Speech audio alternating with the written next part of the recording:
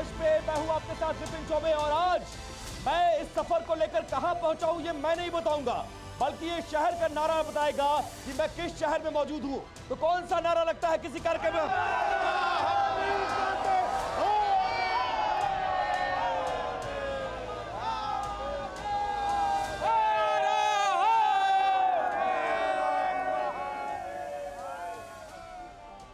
तो आपको बताने की जरूरत नहीं है कि मैं दुनिया के सबसे प्राचीन शहर बाबा विश्वनाथ की नगरी और देश के प्रधानमंत्री नरेंद्र मोदी के लोकसभा क्षेत्र वाराणसी के 80 घाट पर मौजूद हूं और मेरे साथ वो तमाम लोग हैं जो इस बार के चेहरे हैं चुनाव में और अपनी अपनी पार्टीज को रिप्रेजेंट करेंगे, उनका परिचय कराएंगे और एक बड़ी तादाद में जनता है। तो वाराणसी वालों जरा जोरदार तालियां बजाकर अपना स्वागत करिए और पता चलना चाहिए कि वाराणसी में इस बार के लोकसभा चुनाव में जोश और उत्साह कितना ज्यादा है।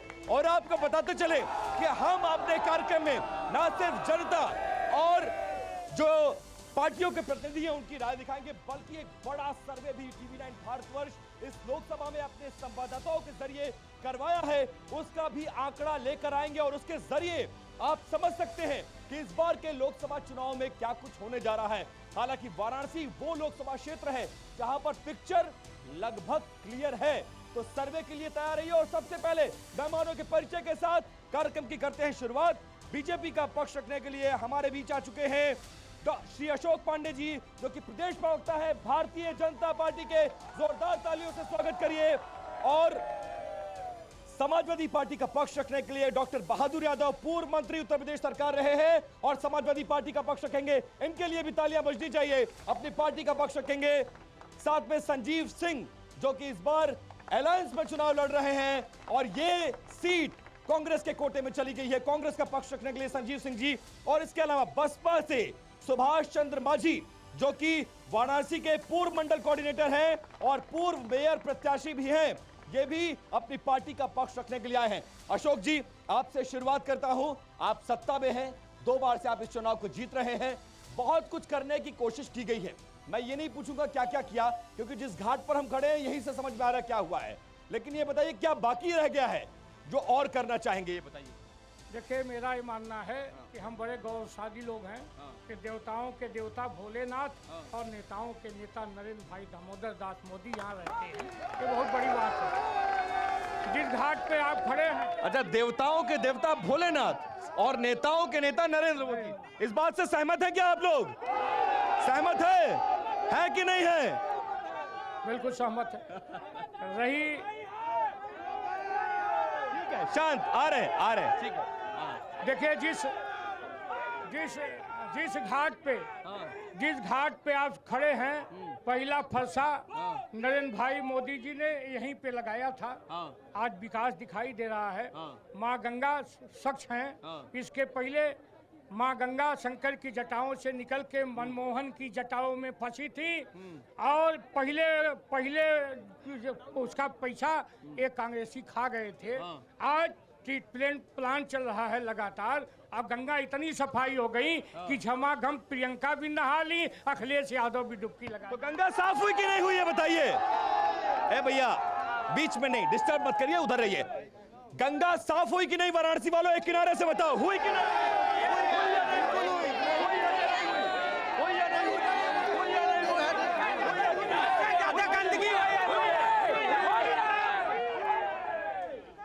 ये कह रहे हैं तमाम नेता आते हैं यहाँ डुबकी लगाते हैं, गंगा साफ हो गई, वाराणसी का कायाकल्प हो गया, बहुत कुछ बदल गया। क्या बदला आप बताइए जरा अपनी नजरों से, और अगर इतना बदला तो चुनावी मैदान में ये सीट कांग्रेस को क्यों दी आपने? हिंदुस्तान परंपराओं का देश है और परंपरा के तहत गंगा अगर मैली भी रहती है तो उसमें लोग डुबकी लगा लेते हैं। हमारे पार्टी के कुछ नौजवान सिर के हैं, राजेश यादव और अमन जी, जिस तरीके से विकास और टोटो बनारस में बनाने का बात आदरणीय प्रधानमंत्री जी ने किया था, अभी सिर में चले जाइए, चूंकि ये नगर निगम में आया है। इतना क्या नहीं हुआ वाराणसी में 10 साल में, जरा ये बताइए। किस आधार पर आपके गठबंधन को जनता वोट करे और कैसे हराएंगे प्रधानमंत्री नरेंद्र मोदी को? नौजवान बेरोजगारी के कतार में खड़ा है। 2014 में प्रधानमंत्री नरेंद्र मोदी ने नारा दिया था कि 2 करोड़ लोगों को हर साल रोजगार रोजगार देंगे। अचानक नोटबंदी करके देश के नौजवानों को, आपकी बात को आगे बढ़ाता हूं और सुनिए। इन्होंने बेरोजगारी का मसला उठाया है, लेकिन वाराणसी वालों के लिए बेरोजगारी कितना बड़ा मुद्दा ये पूछ लेते हैं। बेरोजगारी इस चुनाव में मुद्दा है कि नहीं है?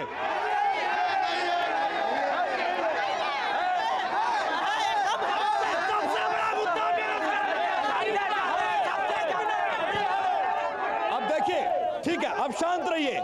अब जिसका मैंने वादा किया, आराम से पीछे रहिए, पीछे धक्का मुक्की नहीं, धक्का। शैलेश और एशिया कहां पर है? इधर आके थोड़ा संभालिए। अच्छा देखिए, अब मेरे पास डाटा आ गया है। वो डाटा वाराणसी लोकसभा चुनाव को लेकर क्या कहता है, वो डाटा बहुत ज्यादा इंपॉर्टेंट है और ये सर्वे बता देगा कि इस बार के लोकसभा चुनाव में वाराणसी में क्या होने जा रहा है। वाराणसी में जो हमने सर्वे किया उस पे ओवरऑल 69% जनता ने बीजेपी को वोट किया है और यह कहा है कि 69% लोग इस बार के चुनाव में बीजेपी को वोट कर रहे हैं। कांग्रेस गठबंधन को 23% वोट मिल रहे हैं, बीएसपी को महज 4% वोट मिल रहा है और अदर्स को 4% वोट मिल रहा है। जिस गठबंधन के साथ और जिस उम्मीदवार के साथ आप आए हैं 2014 में, नहीं, बीच में नहीं, अच्छा नहीं लगता ऐसे। सुनिए, जो लोग आए हैं उनकी बात को धैर्यपूर्वक सुनिए। 2014 में 75,000 वोट, 2019 में लगभग 1.5 लाख वोट, और सपा, कांग्रेस, बसपा तीनों का भी वोट मिला लिया जाए, इस बार तो आप गठबंधन से इनसे अलग हो गए हैं, अगर तीनों का वोट मिला भी लें तो भी आप उस आंकड़े के आसपास नहीं भटकते हैं जो प्रधानमंत्री नरेंद्र मोदी को वाराणसी वाले 2 बार से दे रहे हैं। कैसे लड़ेंगे चुनाव?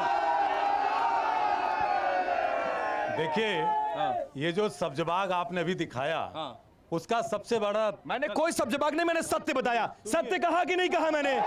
सत्य कहा कि नहीं? अगर आप बोलने नहीं देना चाहते तो मुझे आपके चैनल पे मैं यहीं बाइकाट करूंगा। अगर सवाल पूछते आप नहीं, धैर्य रखिए, 1 मिनट पूरा दिया आपको। धैर्य रखिए, पूरा धैर्य है सर। जिस तरह से आपने भारतीय जनता पार्टी के प्रवक्ता को सुनने का धैर्य रखिए। ठीक है। यहाँ पे आचार्य विनोबा भावे, जयप्रकाश नारायण की तपोस्थली को ध्वस्त किया गया। मोदी से पूछना चाहता है बनारस कि गांधी विचार की तपोस्थली को जो ध्वस्त किया, वो नरेंद्र मोदी इसके बारे में क्या कहना चाहते हैं? कहते थे कि मां गंगा ने बुलाया है, जो मां गंगा विरलता निर्मलता को लेकर के वेंटिलेटर पे थी। पूछे बनारस के लोगों से, 5 किलोमीटर नहर खोदवाया गया। और आज मेरी बात छोड़ दीजिए, हाई कोर्ट उत्तर प्रदेश ने कहा है कि आज बीओडी की मात्रा 55,000 है। वो ट्रीटमेंट प्लांट जो अडानी का लगाया गया, अगर आज 32 नाले बहते हैं, सिंजो आबे आते हैं, माइक्रे आते हैं, आपका भी चैनल दिखाया, पर्दे लगा दिए जाते हैं। अगर आज पीने लायक पानी है तो अशोक पांडे जी चले यहीं बगल से 80 नाले का पानी अपने मुंह में लगा लेंगे तो मैं बिल्कुल मानूंगा। आपके मुताबिक विकास नहीं हुआ है, बसपा के लिए मुद्दा ले रहे, फोटो ले रहे। 1 मिनट, चिंता ना करिए।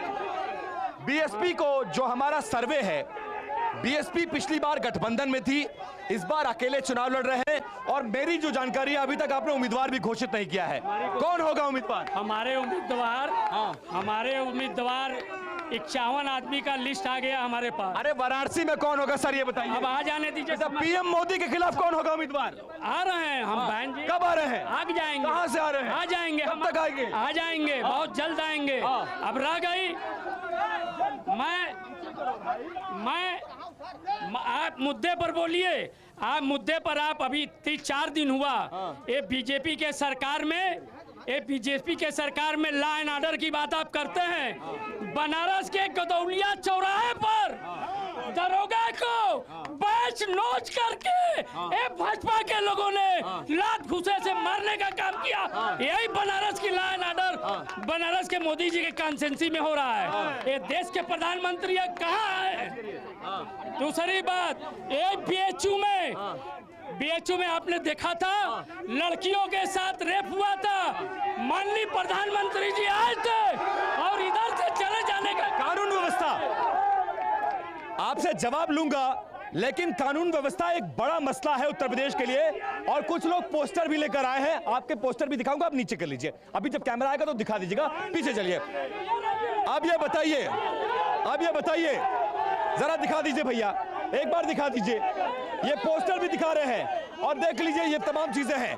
अब मैं काशी वासियों से पूछना चाहता हूं, अब सब लोग साथ बोलेंगे, ठीक है, सब लोग साथ बोलेंगे तो आवाज शांत शांत शांत।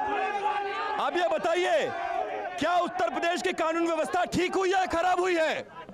उत्तर प्रदेश की कानून व्यवस्था ठीक हुई है या खराब हुई है?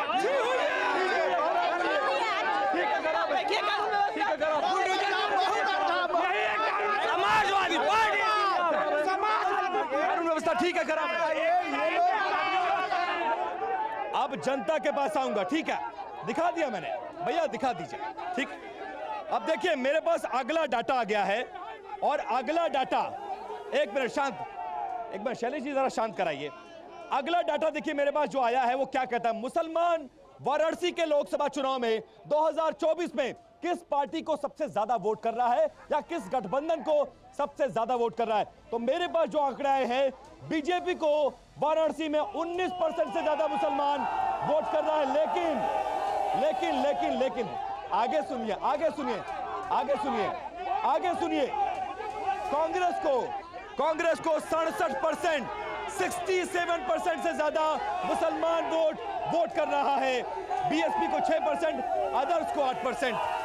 ये लोग कह रहे हैं, एक मिनट उनको पीछे करिए, ये लोग कह रहे हैं कानून व्यवस्था एक बड़ा मसला है, लॉ एंड ऑर्डर संभल नहीं रहा है और विकास वैसा नहीं हुआ जैसा होना चाहिए। देखिए शांत कराइए, शांत रहिए, देखिए पीछे कर दीजिए, पीछे करिए, पीछे करिए, शांत रहिए। हाँ बोलिए बोलिए, कोई देखिए आवाज नहीं जा रही, आप बोलिए आराम से। समाजवादी पार्टी के शासन में उत्तर प्रदेश में अपराध का गुंडा राज था। एक नारा लगता था, ये कह रहे हैं कि बीएचयू कांड जो हुआ, एक दरोगा की वर्दी फाड़ दी गई, ये चीजें इस सरकार में हो रही हैं, इसलिए सवाल उठ रहे हैं आपके ऊपर। देखिए सवाल इसीलिए उठ रहे हैं कि वो उनकी सरकार थी, जो लोगों ने गुंडागर्दी को, इन लोगों ने अपराध का राजनीतिकरण कर दिया था उत्तर प्रदेश में। नारा लगता था, जिस गाड़ी में सपा का झंडा, समझ लो उसमें बैठा गुंडा। जब से हमारी सरकार आई है, मुलायम सिंह जी उत्तर प्रदेश के मुख्यमंत्री थे, अखिलेश यादव और अतीक अहमद अपना कुत्ता लेके चढ़ा मंच पे, तो नेताजी हाथ मिला रहे थे कुत्ते से। आज अपराधी कुत्ते की तरह भाग रहा है हमारे शासन में। इन्होंने दो बातें कही हैं, इन्होंने दो बातें कही, चिल्लाएंगे तो बात नहीं आएगी, थोड़ा पीछे हो जाइए, चिल्लाएंगे तो बात नहीं आएगी, चिल्लाएंगे तो बात नहीं आएगी, आराम से आराम से। अच्छा ये बताइए,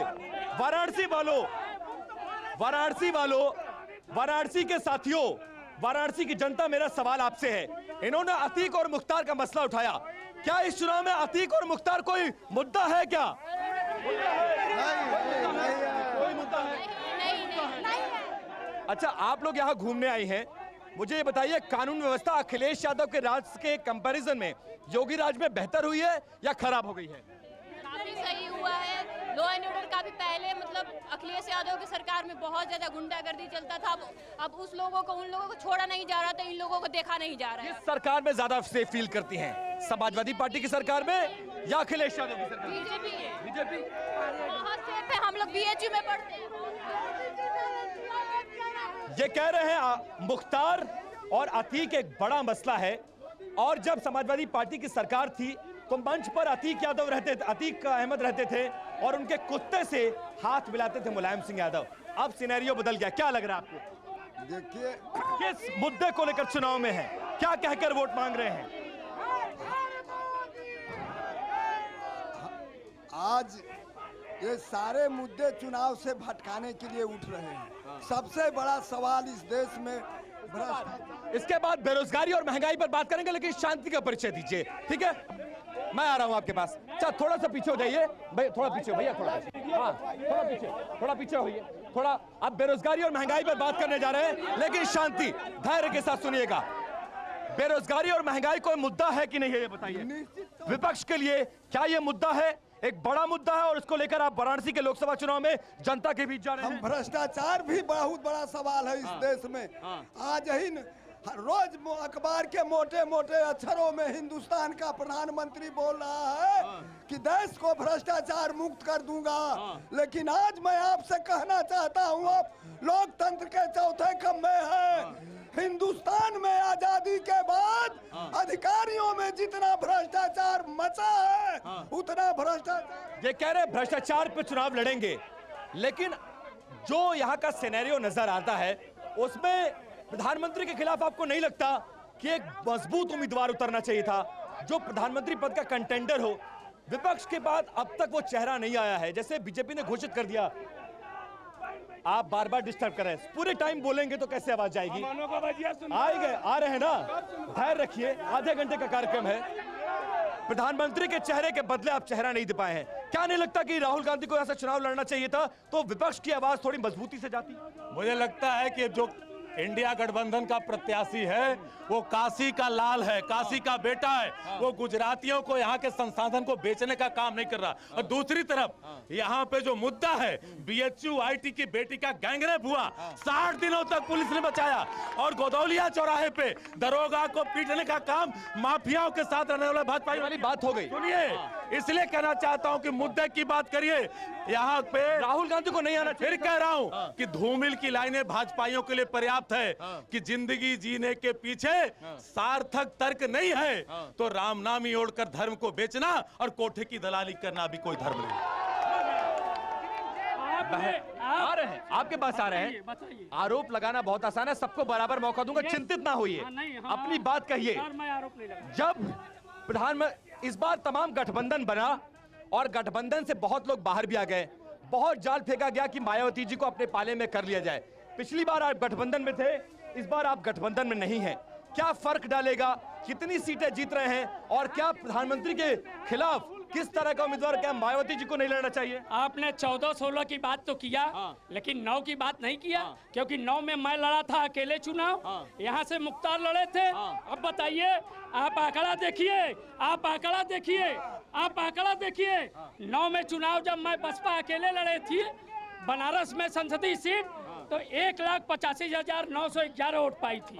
मुख्तार पाए थे 1,85,911। पिछली बार गठबंधन में कितना पाए थे? वही बात कर रहा है, पहले 9 वाली पर पहले नहीं था। बीत गया, 15 साल हो गया, 15 साल हो गया। मैं अपनी बात करूं तो 15 साल हो गया। मुरली मनोहर जोशी 2 लाख वोट पाए थे। आइए मुद्दे पर एक बार या चैनल पर ये माफियाओं का देख लीजिए, ये भाजपा के माफियाओं का चैनल वालों ले लीजिए। ये मैं लिस्ट लेकर आया हूँ, भाजपा में सारे माफिया हैं, ये सारे भाजपा के। आप ये कह रहे हैं कि भाजपा माफियाओं की जाति देखकर उनके साथ ट्रीट करती है। अशोक जी, माफियाओं की जाति देखकर ट्रीटमेंट होता है कि ये इस जाति का है तो एक्शन होगा, उस जाति का एक्शन होगा, इस धर्म का है एक्शन होगा, उस धर्म का है तो एक्शन होगा? ये अनर्गल प्रलाप है। हमारे शासन में कोई भी गुंडा जीते जी मोछ नहीं ऐंठ सकता।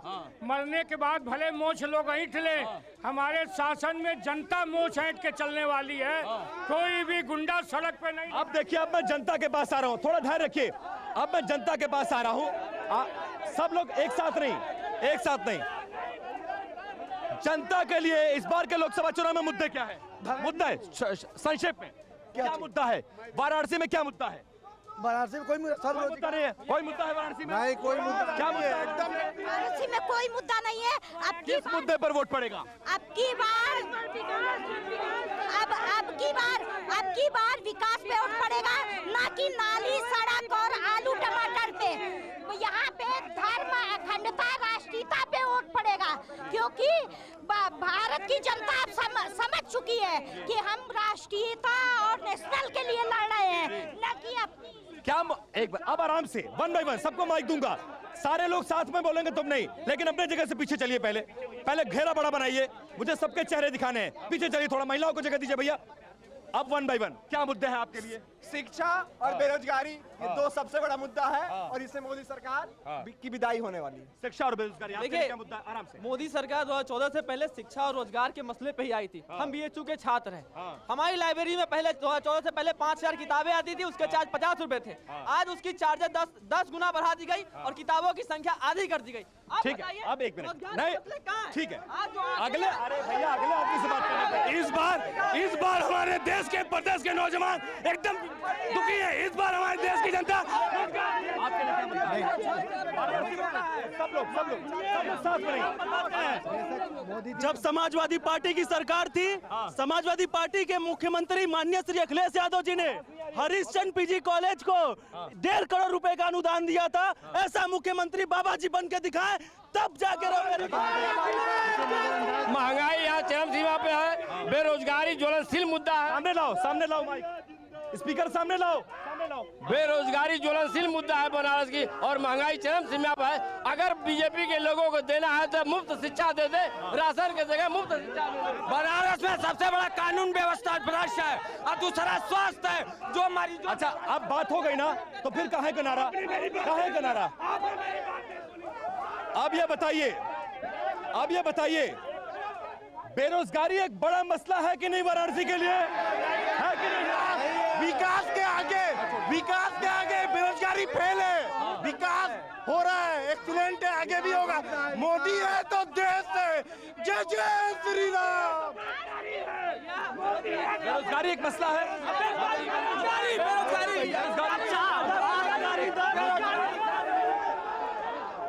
छात्रों का एक संगठन आया है और ये लोग बेरोजगारी पर और कानून व्यवस्था पर सवाल उठा रहे हैं। क्या जवाब देंगे? क्या देश में बेरोजगारी कम हुई है कि नहीं? वाराणसी में रोजगार देने के लिए क्या किया आपने? देखिए, बिल्कुल बेरोजगारी घटी है। सबसे बड़ी बात है, उत्तर प्रदेश में जहां आप खड़े हैं वहां पहले 12वां नंबर पे उद्योग लगाने में लोग थे, आज दूसरे नंबर पे उद्योग लगाने में उत्तर प्रदेश है। आज उत्तर प्रदेश में हर आदमी उद्योग लगाना चाहता है। उस समय इंस्पेक्टर राज हमने खत्म किया है। आज बाहरी इन्वेस्टर्स आके उत्तर प्रदेश में लगाना चाहते हैं। बनारस में जब से कॉरिडोर बना है तब से रिक्शा वाले, टेम्पो वाले, ठेला वाले, होटल वाले, नाव वाले, सारे व्यवसायी, यहाँ की आर्थिक व्यवस्था अमेरिका से ऊपर गई है। आप आंकड़ा लगा के देख। ठीक है, अब मेरे पास आंकड़ा आ गया है ओबीसी का। अब ओबीसी वोटर्स का आंकड़ा आया है और यह आंकड़ा बहुत दिलचस्प है। जिसके पक्ष में रहेगा वो भी सुनिएगा और जिसके पक्ष में नहीं रहेगा वो भी सुनिएगा। बीजेपी को 2024 के लोकसभा चुनाव में वाराणसी से 80% से ज्यादा ओबीसी वोट मिलता हुआ नजर आ रहा है। कांग्रेस को 16%, बीएसपी को 2%, अदर्स को 2%। आपकी ताकत ओबीसी वोट बैंक है, माइनॉरिटी है। माइनॉरिटी आपके साथ इंटैक्ट है, कुछ परसेंट बीजेपी में जाती हुई नजर आ रही है, लेकिन ओबीसी आपसे नाराज क्यों सर्वे में दिख रहा है, ये समझ में नहीं आ रहा है। क्या आपके पास मुद्दे नहीं है? क्या आपके पास लीडर नहीं है? क्या आपके पास चेहरे नहीं है? या लगता है कि पीएम मोदी के चेहरे के सामने ये तमाम चीजें छोटी हो गई? अब चुनाव का बिगुल बज गया है और महाभारत की लड़ाई शुरू हो गई है। यह सरासर कहना गलत है। चुनाव में जब नतीजे आएंगे तो काशी के सरजमी पर चौंकाने वाले नतीजे होंगे। इससे ज्यादा मैं कुछ नहीं कर सकता। ठीक है, अच्छा, सब लोग लगातार नहीं, पहले पीछे हटिए, पहले पीछे हटिए, थोड़ा पीछे हटिए, थोड़ा सा पीछे हटिए, थोड़ा सा पीछे हटिए। ठीक है, अब मुझे ये बताइए, जो आंकड़े आ रहे हैं उसमें बहुत हद तक डेंट मिल रहा है आपको। कैसे जीतेंगे वाराणसी? क्या कांग्रेस यहां पर सिंबॉलिक इलेक्शन लड़ रही है? जो आंकड़े सीएसडीएस के आए वो भाजपा के गाल पे तमाचा है। इस देश का सबसे बड़ा मुद्दा बेरोजगारी है, महंगाई है। 57% हिंदुस्तान का नौजवान और जनता कह रही है कि बेरोजगारी, महंगाई पे फेल है, भ्रष्टाचार है। और यहाँ पे जो आप सब जवाब बना रहे हो हिंदुत्व के मुद्दे पे 2%, और वो जो डंका बज रहा है उस पे 2%। नरेंद्र मोदी बनारस से चुनाव हारेंगे, इंडिया गठबंधन की सरकार बनेगी। आपके पास आ रहा हूं। अच्छा, ये बताइए, आ रहा हूं आपके पास, आ रहा हूं, चिंतित ना होइए। ये बताइए, प्रधानमंत्री नरेंद्र मोदी ने वाराणसी का विकास किया है कि नहीं किया है? भारत में मोदी योगी जिंदाबाद। और मोदी योगी का नाम हो गया छोटे वाले, बड़े वाले, छोटे वाले का नाम हो गया योगी। माननीय प्रधानमंत्री जितना विकास किया है आज तक किसी प्रधानमंत्री ने उतना विकास नहीं किया है। और माननीय मुख्यमंत्री जी ने इतना विकास किया है आज तक उत्तर प्रदेश में कभी विकास नहीं हुआ। माननीय प्रधानमंत्री जी इस बार 5 लाख वोटों से विजयी होकर जाएंगे बनारस की जनता से। अजय राय कोई मसला है? कांग्रेस कोई मसला है? कांग्रेस अंतिम यात्रा कर रही है, अपने जीवन की राजनीति की अंतिम यात्रा है कांग्रेस पार्टी की। कोई चैलेंज है कांग्रेस में या बीजेपी के लिए? नहीं, कोई चैलेंज नहीं है। आपकी बात एक मिनट, आप बोल चुके हैं, एक आदमी को एक बार मौका। सर इस समय मुद्दा सिर्फ कुर्सी की है। सोने की चम्मच लेकर पैदा हुए सर। कौन सोने का चम्मच लेकर और पैदा हुआ? टोपी चाहिए। कौन सोने का चम्मच लेकर अरे पैदा हुआ? सभी नाम बताइए, नेताओं का नाम बताइए। जवाहरलाल बाल राजकुमार, सभी राजकुमार। आज मुद्दा कोई नहीं है, स्वच्छ भारत है। आप रामनगर देख, ऐसा करेंगे? नहीं आऊंगा, नहीं आऊंगा ऐसे। ये बनारस का विकास मोदी जी ने बखूबी किया है, लेकिन बेरोजगारी भी उन्हीं ने बढ़ाया है। जबरदस्ती नहीं होगा, शांति से परिचय, शांति का परिचय दीजिए। बीच में नहीं, बीच में नहीं, बीच में नहीं, बीच में नहीं। ये मोदी की गारंटी है। आप चेक करिए, आएंगे, आएंगे, पीछे पीछे पीछे। कोई छात्र नहीं है इसमें, काशी विश्वविद्यालय कोई छात्र इनका कार्ड चेक अगर बोला जा रहा है कि ऑटो वाले को। आप क्या कहना चाह रहे हैं? हम यही कहना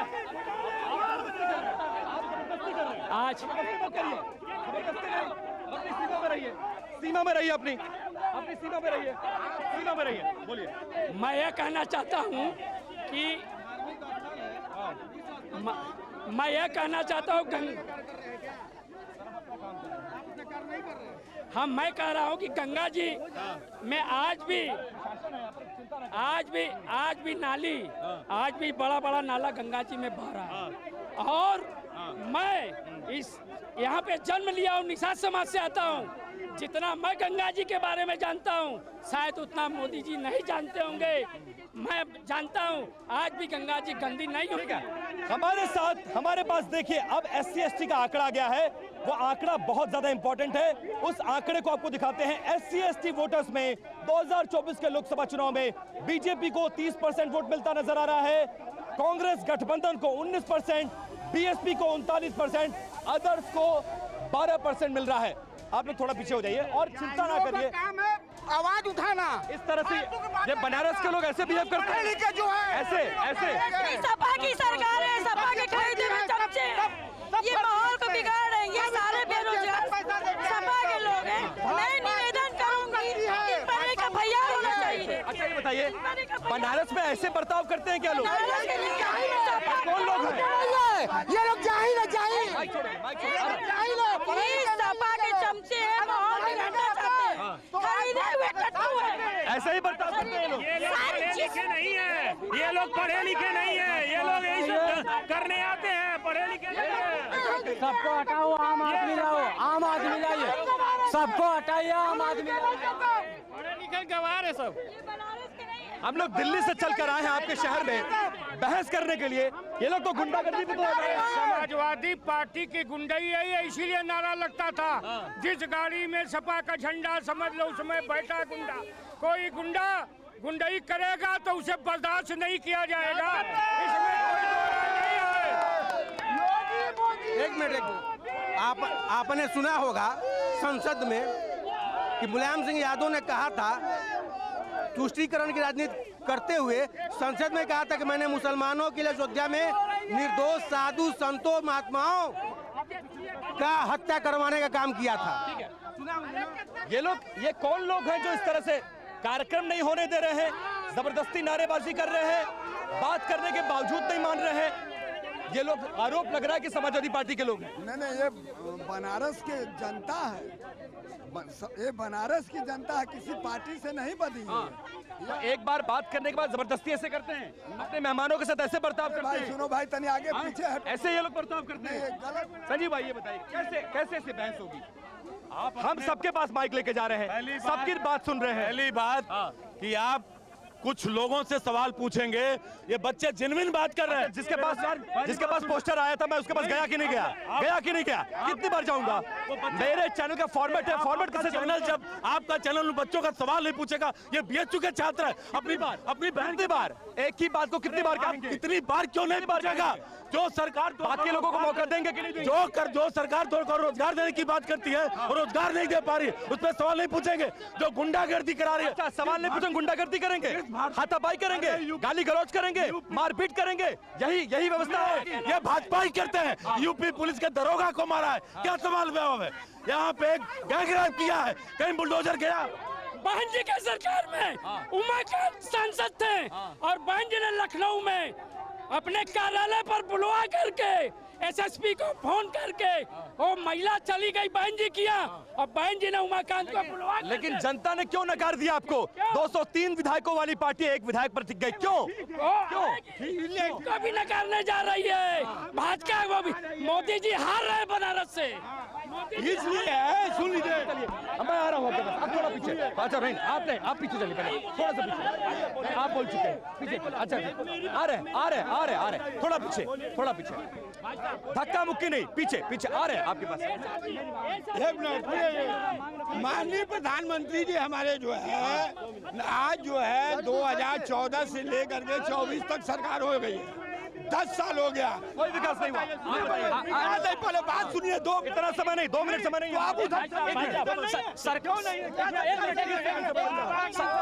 सरकार चाहे जिस देश की हो, अगर वो बेरोजगारी बात नहीं कर रही, शिक्षा बात नहीं कर रही, आर्थिक स्थिति बात नहीं कर रही, वो बेकार है सरकार। भाई साहब, बेरोजगारी अब कोई मुद्दा नहीं है, क्योंकि जितनी पहले की सरकार में बेरोजगार हुआ करते थे उससे ज्यादा आज के डेट में। आपके पास आ रहा हूँ, अब आपके पास आ रहा हूँ, लेकिन पीछे चलिए थोड़ा सा। अब देखिए, मेरे पास सवर्ण वोटरों का आंकड़ा आ गया है। सवर्ण वोटर 2024 के लोकसभा चुनाव में वाराणसी में किसको वोट कर रहे हैं?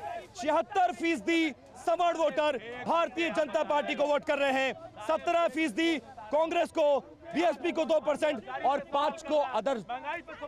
ये लोग कह रहे हैं कि बहुत बड़ा मुद्दा है बेरोजगारी, बहुत बड़ा मुद्दा है महिला सुरक्षा, बहुत बड़ा मुद्दा है महंगाई। ये मुद्दे हैं कि नहीं है? सर एक मिनट, ऐसे नहीं, ऐसे पीछे से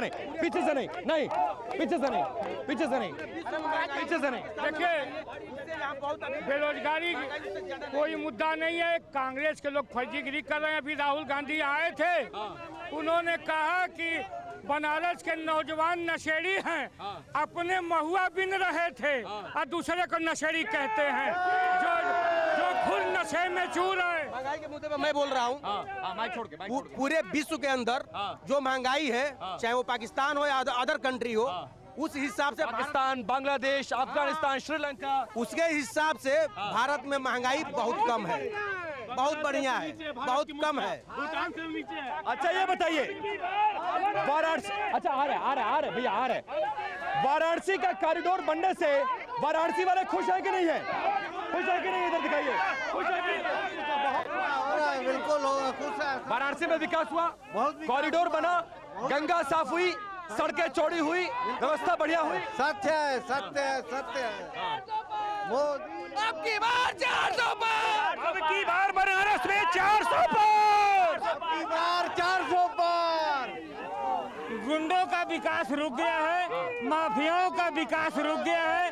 अगर विकास किसी का हुआ है तो निश्चित रूप से काशी का हुआ है, लेकिन गुंडों माफियाओं का सर्वनाश हुआ है। इस नाते गुंडे और माफिया पार, अब की बार 400 पार। जाति जनगणना की यहाँ बात हो रही है। मैं गठबंधन के प्रत्याशियों से ये जो प्रतिनिधि उनसे पूछना चाहता हूँ, ये स्पष्ट कर दें कि जिन जनगणना के बाद जिनकी जाति सबसे ज्यादा होगी वो कहेंगे कि राहुल गांधी प्रधानमंत्री नहीं बनेंगे और अखिलेश यादव मुख्यमंत्री नहीं बनेंगे। जिनकी गणना ज्यादा होगी उस जाति से। फिर से आपका सवाल नहीं समझा मैं। जनगणना के बाद राहुल गांधी ये पहले से घोषित करेंगे कि जनगणना कराएंगे। ये जनता की तरफ से सवाल आया है। जातीय जनगणना एक बड़ा मसला है। ये लोग कह रहे हैं कि जातीय जनगणना के बाद अगर सरकार बन जाती है, गारंटी क्या है कि कौन प्रधानमंत्री बनेगा? आपका चेहरा कौन है? किसके चेहरे पर देश वोट देगा? ये बताइए। बिल्कुल, आपको और आपके दर्शकों के लिए जानकारी के लिए दे दूं कि अमेरिका का चुनाव नहीं है कि बाइडेन वर्सेस ट्रंप हो रहा है। इस देश का नागरिक 2009 में अरे सुनिए पहले बात, आप बात मेरी सुनिए। 2009 में क्यों घोषित किया था मनमोहन सिंह ने? सुनने का क्षमता रखिए। इस देश का नागरिक सांसद चुनता है और जो सांसद चुनकर संसद में जाता अपने नेता का चयन करते हैं और वहां पे जिस दल का फिर जनगणना की बात कैसे होगी? जिसकी जाति सबसे ज्यादा होगी वो प्रधानमंत्री होगा, वो मुख्यमंत्री होगा। आप पहले घोषित करिए कि राहुल गांधी हमारे प्रधानमंत्री प्रत्याशी नहीं है। जिस जाति के नीतीश कुमार के साथ लोगों ने धोखा किया, जिस दल के सांसदों की संख्या ज्यादा होगी उसका नेता प्रधानमंत्री बनेगा और बिल्कुल जाति जनगणना होगी। अगर आपको चोट लगती है विपिन जी तो आप कोई चोट नहीं लग रही है। सुनिए ना, मुझे कोई चोट नहीं लग रही है। हम आपकी भी बात कर रहे हैं, जनता की बात कर रहे हैं। हिंदुस्तान को चोट लगी है और उसका एक्सरे आएगा तो मालूम चलेगा कि उसको जो बैंडेड लगेगा कि प्लास्टर लगेगा। चेहरा नहीं बता पा रहा है विपक्ष और कह रहा है कि हम बनारस में देश में चुनाव लड़ेंगे। मुंगेरी लाल के हसीन सपने देख रहे हैं, उसमें हीरो थे रघुवीर यादव, उसमें मुलायम सिंह यादव हैं। जनता गा रही है चलो दिलदार चलो 400 पार।